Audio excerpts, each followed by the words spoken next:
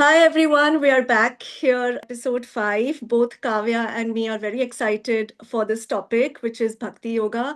We have a dear friend with us today. Her name is Hetal. Kavya and me, all three of us have done the anatomy program together, and that's how we've known each other. Hetal is a fantastic Bangalore-based yoga teacher. She has 10 plus years of teaching yoga experience, and she makes it really easy for and accessible for students to understand yoga. She brings in strength, mindfulness, breath work, movement, and helps students to connect with themselves. So thank you so much, Hetal, for agreeing to do this with us. And we're going to dive straight into the topic, which is Bhakti Yoga.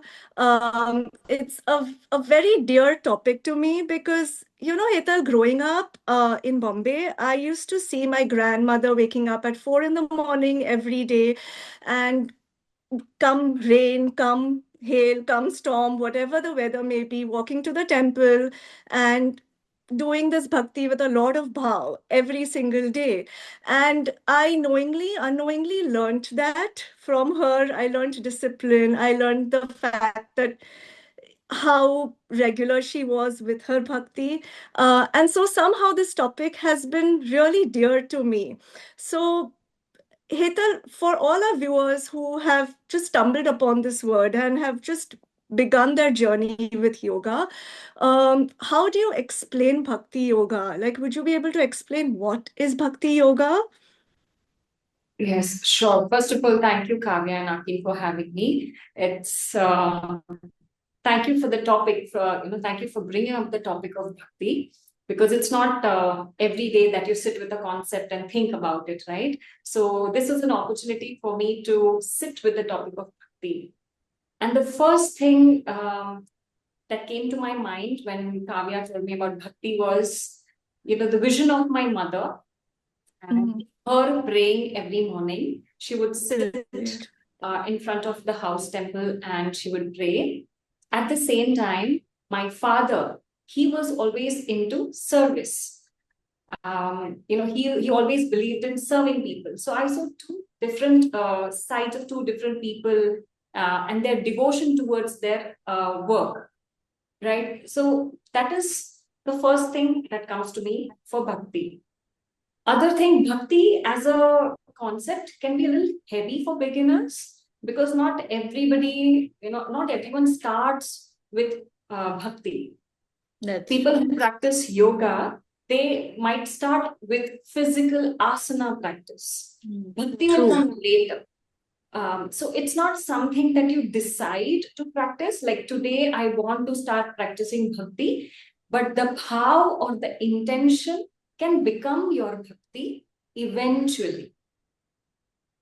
That's what bhakti can be, as a simple understanding of reconnecting to yourself, but at the same time giving up that I amness, that I am doing this, I am doing that. Be open to receiving, be open to learning, be open to receive the blessings from whatever you do, and put an intention to what you're doing. What is that intention behind your daily activities? That can even stepping on the mat, for that reason, for that matter, what is your intention behind, what is your bhav behind stepping on the mat? Is it only physical gain? Is it mental peace? Is it weight loss? Is it just keeping yourself healthy for the sake of your own self, sometimes for the sake of the family? As a mother, I really feel I want to be healthy so that I can pour that much more love towards my family. So bhakti can start with a simple act of simply setting an intention to whatever you do. That's very true. So you mean for a beginner, a bhakti can be, just to begin with, could be just setting an intention? Yes, absolutely. Because you cannot start with something really heavy, because it'll be overwhelming. It's more like you teach a first grader about theorems and experiments of science, right? So you start somewhere. Yeah. So a good starting point can be just realizing the intention behind what you do, and then having a lot of faith in what you do. I think what you're Brilliant. saying, Hetal, like, one thing that kept ringing in my mind was even Akin used that word, the bhav.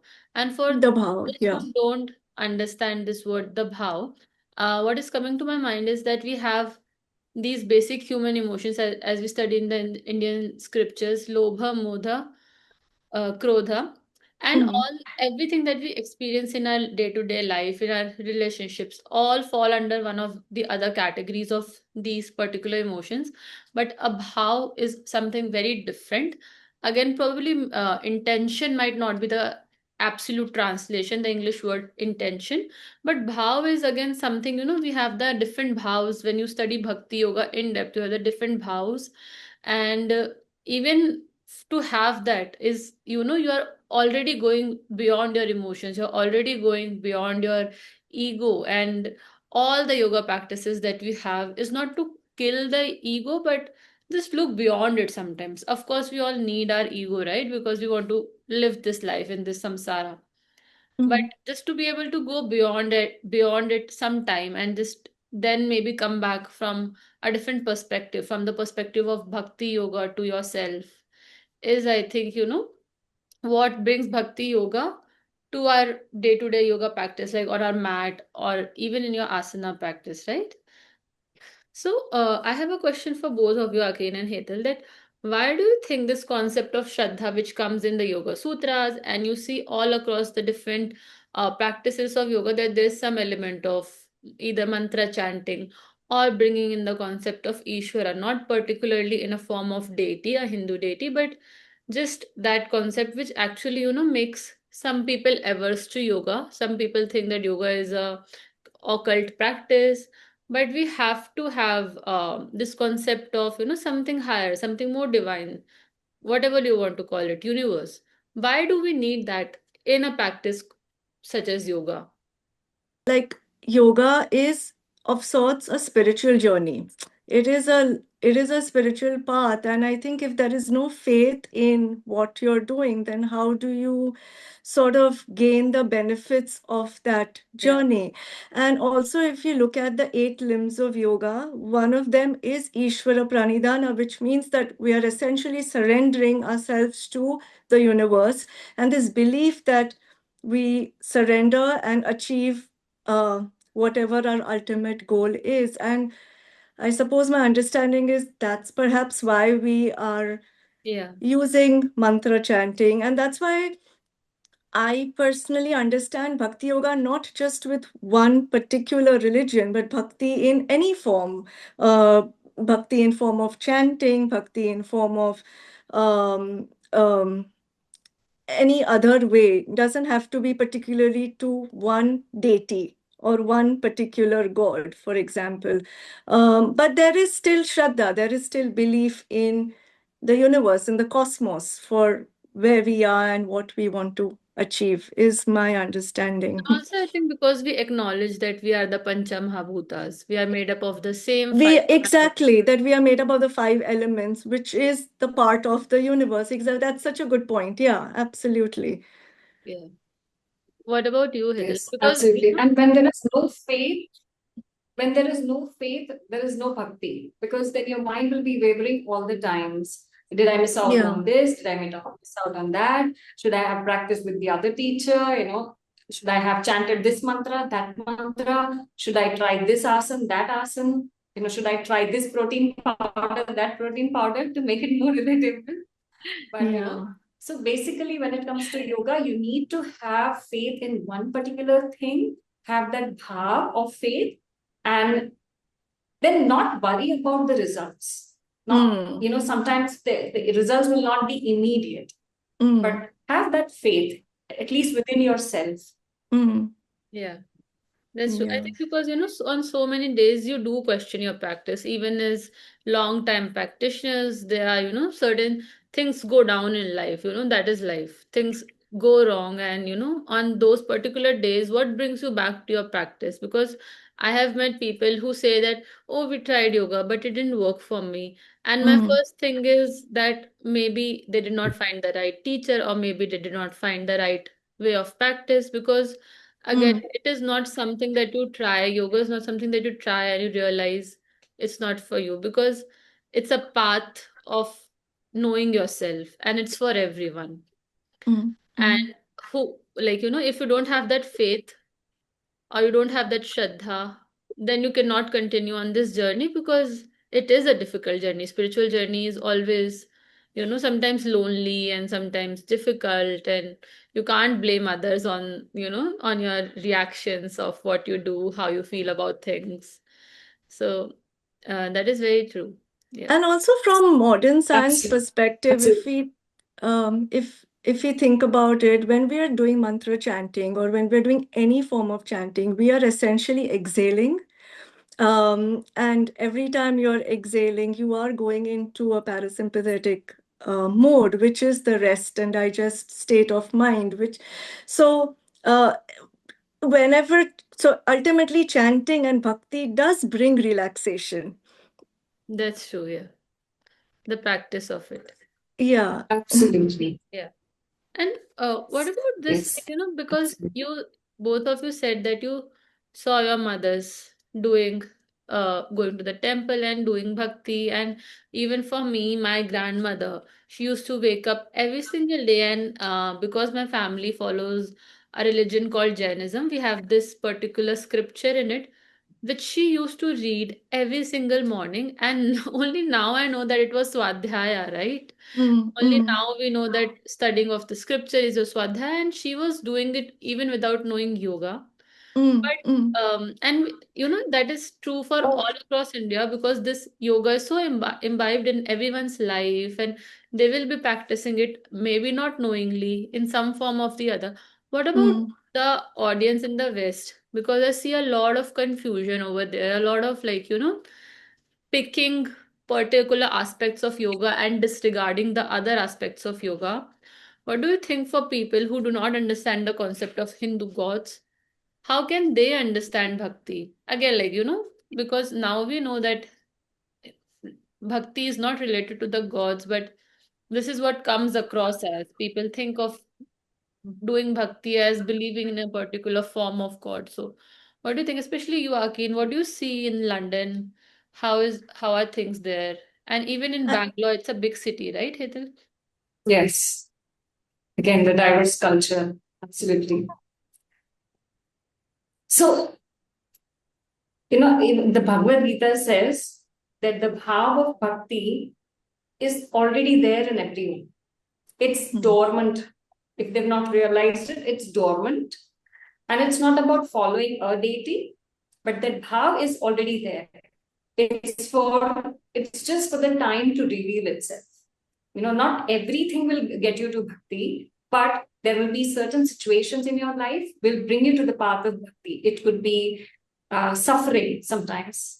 It could be just simple gratitude. Yeah. It could be your yoga practice for that matter.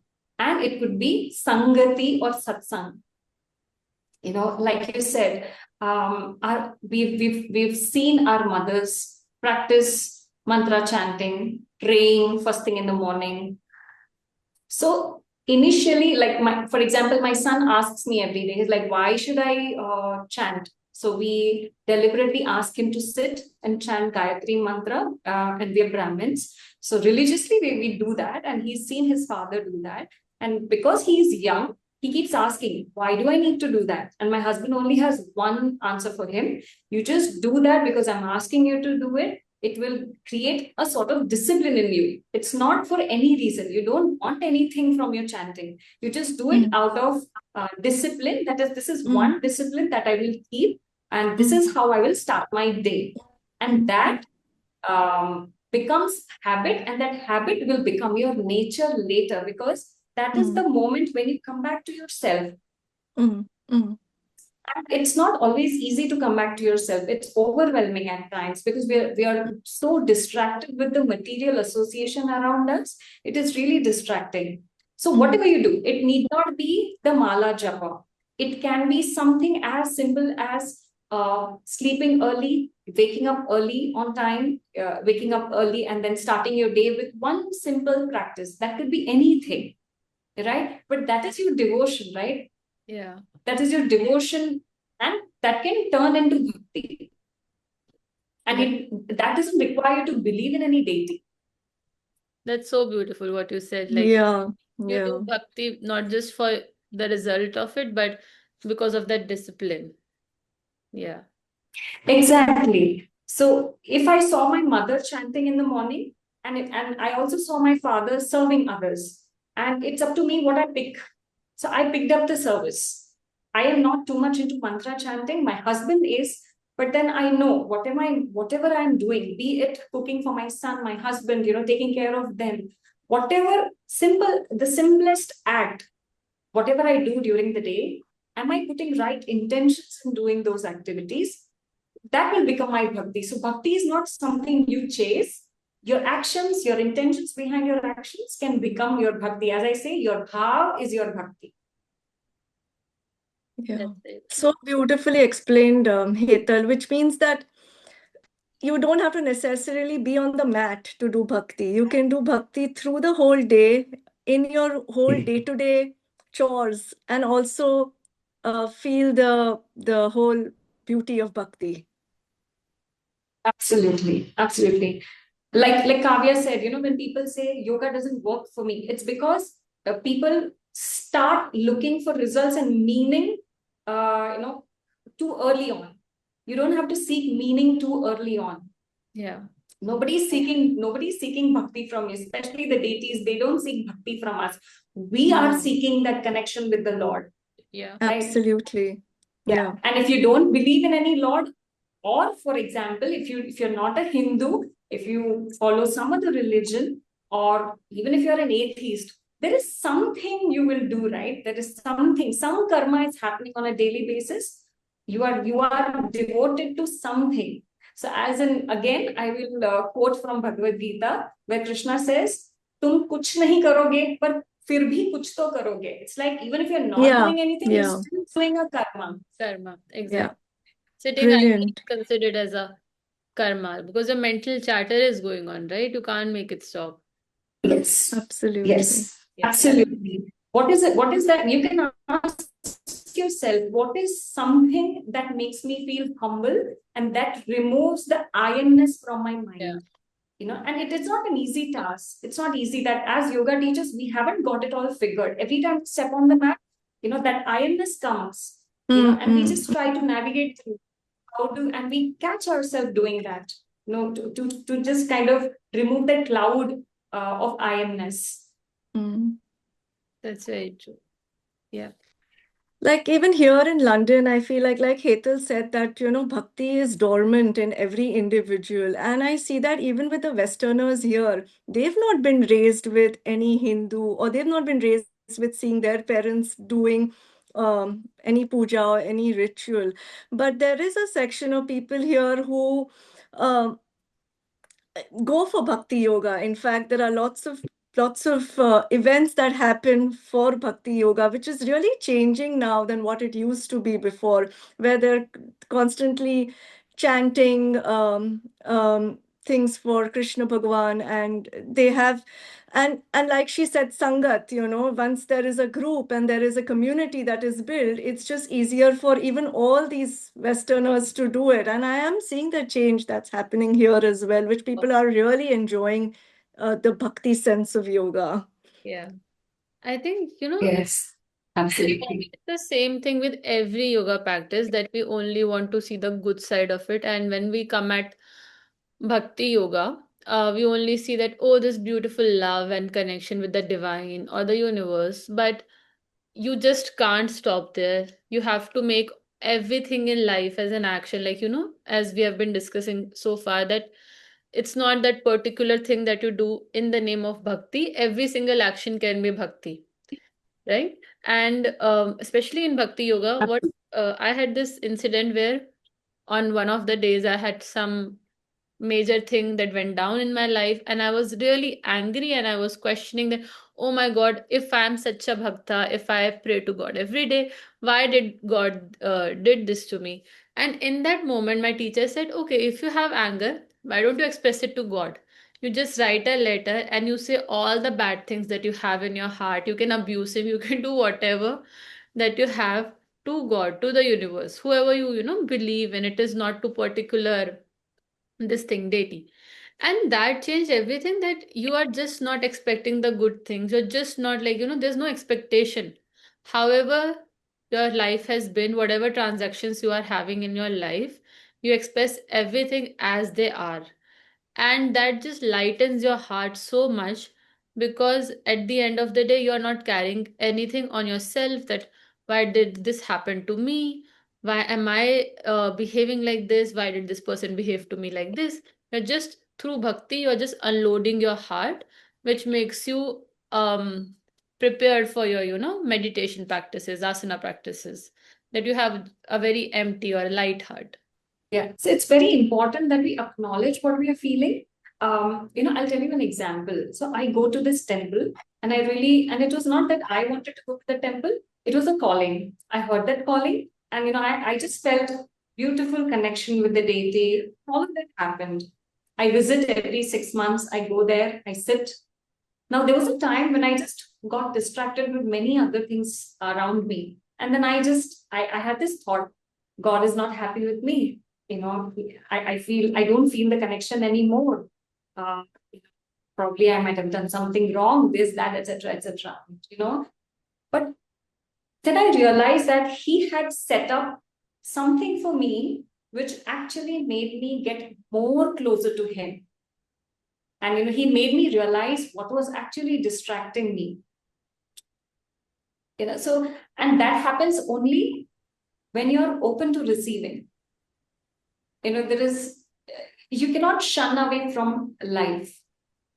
If something goes wrong, if something doesn't go our way, we say, no, I do so much bhakti, I do this, I do that. And why do I have to suffer even after all of the practices that I do? But it's actually a setup for you to outgrow a situation in your life. We think that God is he so, I'm not finding the right word for him, but like, I don't think he's like us humans. He doesn't differentiate. Yeah. Right? His love is for all. His love is pure for all. He will just put you in a situation that will help you know yourself better. Yeah. Or like I always say, I really believe that I am guided, I'm supported. But then when you're distracted, you don't feel guided and supported, because there is a situation that has risen now. But you're still guided, still supported. Because you have made the first step. And as Krishna says, you just take one step, I will take 10 steps for you. Yeah. That's very good. And even for people who don't believe in Krishna as a deity, or any other deity for that matter, you just have to take one step in surrendering, in believing that there is something that is guiding you. There is a higher wisdom that is guiding you. Are you open to listening to that guidance? Yeah. And even in traditions like where they did not have a god, they had this thing called, I'm sorry if I'm not pronouncing it right, paganism, where they used to pray to the trees and the mountains. That is what even Krishna did, right? Like in when that Govardhan story, he asked people to pray to the mountain. That mountain is giving you everything. Yes. Why don't you pray to the mountain? And he never in his life told anyone that I am the God, pray to me.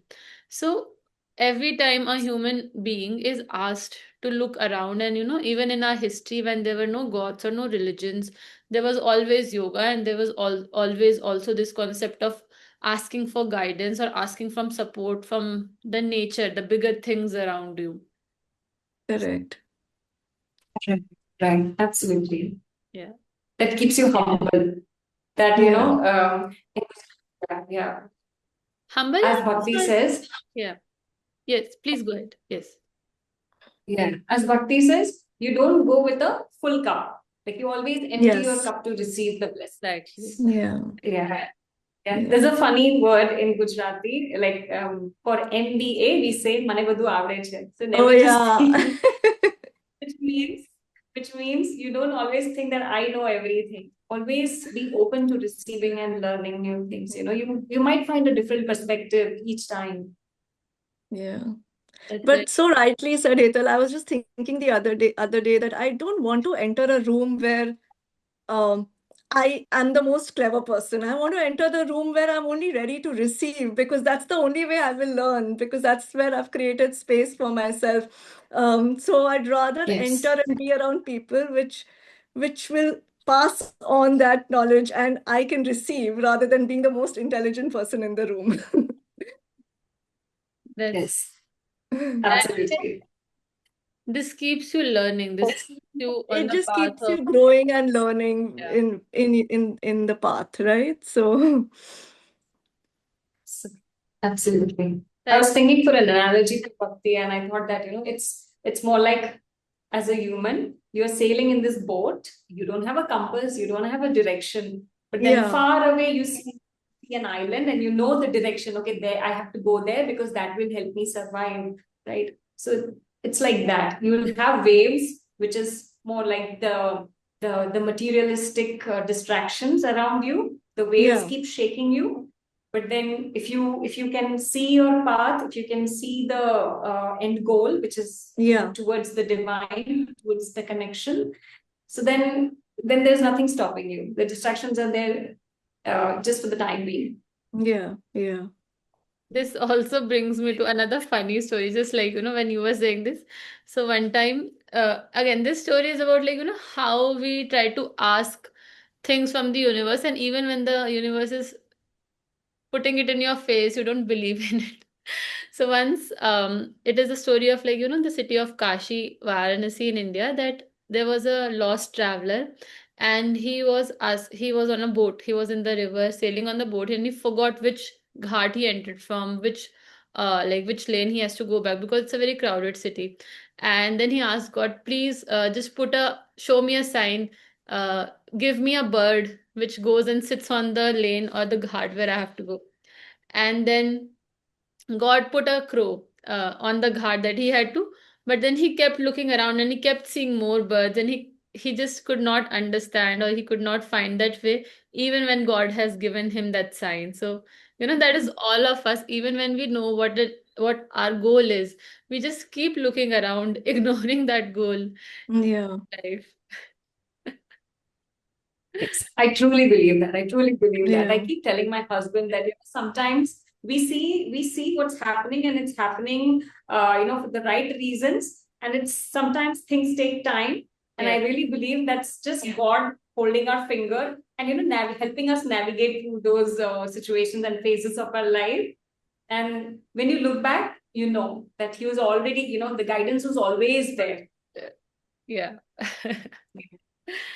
That's very beautiful. I think this conversation has given me so yeah, more perspective of, just being free about bhakti. A lot of times we think that we have to be binded by these rituals. And even for myself, when I had these mantras or when I had these practices, if I would not be able to do it on a particular day, I would feel very guilty about it. But as you said, right, yeah, God is not sitting there to have your bhakti. You are doing it for yourself. And then mm, once you come to this point, there is no demeaning yourself or demeaning others, that hey, they don't practice or I practice or I am higher mm, than someone. So bhakti makes you inclusive in all of those sense. So Hetal, I have one more question for you, that for someone who has a very busy life and they are, not able to do anything in particular which makes them feel connected to the higher self, what could be their window in the day to find that, to humble themselves, or just to get out of that perspective of ego, especially people who provide for their families, let's say. They're so wound up in their Yes. life that they don't get that window ever. So, what would be that thing that they can do? Yeah. I would just say, have faith. Have faith in what you're doing. You will not always find something that you like to do. You will always be given something that is meant for you. So whatever the situation may be, have faith in the Lord's plan or the universe's plan for that matter, and keep doing what you're doing. It's not that it'll be an easy path. It's never a linear path. You will have your ups and downs, but come back to yourself. It's like you take 3 steps, again you're distracted, you make a U-turn, come back to yourself. Again, you go forward, take 5 steps towards bhakti or towards your devotion to your work. Again, you'll be distracted, you come back to yourself. It's a constant practice. It's consistent habitual practice. Yeah. It will not change in a day. Like for example, if I have to resonate it with the yoga practice, like nothing happens in a day. You keep doing one thing consistently without asking for results. As humans, we look for immediate results. Sometimes the work is happening in the background. There is a plan that is being set up for you. You may not realize it immediately. Things will move. Things will definitely move after some time. But then until then, you keep working on yourself. Yeah. It's, for example, tomorrow if I have to take a yoga class, and if to, like for the past 6 months I have not taught, how will I be able to cater to anybody's needs? But if for the past 6 months, even if I did not have even one student, I would still keep practicing on myself, or I would keep learning. It would help me, right? So for the daily, for people who don't have time for mantra chanting or prayers or anything for that matter, just waking up early in the morning can be one of the disciplines. Taking 5 minutes to just come back to your breath, taking pauses through the day to check on your breath. Yeah. That could help. That's really wonderful. It need not be something big. It need not be something really big or something meaningful. Don't try to find meaning in everything. Just one simple act, and that could be solely yours. And also simple things. I remember when my kids were really young, I used to not get the time. I would want to have a set practice of chanting, but I would not get the time to chant. But I remember I'd be folding clothes, I'd be doing my usual chores in the day, but I'd continuously keep chanting. So there, as you said, yes, for a person who's really busy, who's probably a provider, who doesn't find time, but can start small. Say when you're commuting, you can say a few chants in your mind, or when you're getting into work, you can say a few chants. So things like that can be a small beginning, as Hetal said, and then that can build gradually. So this has been such a beautiful insight on Bhakti Yoga, and it also gave me a perspective that Bhakti isn't necessarily just on the mat. Bhakti can be practiced for someone who's not even a lot into physical yoga practice, for someone who just loves to do a set of ritual. It was a beautiful episode where we understood what bhakti is and what are different ways where we can practice bhakti yoga. So thanks so much, Hetal, for doing this for us. It was lovely to have you. Thank you so much for having me. Thank you so much. It was wonderful discussing on the topic of bhakti with you. Thank you so much. And I hope people who listen to this podcast, this podcast becomes like a trigger for them to practice bhakti. Yes, I'm sure it will. Thank you. Thank you.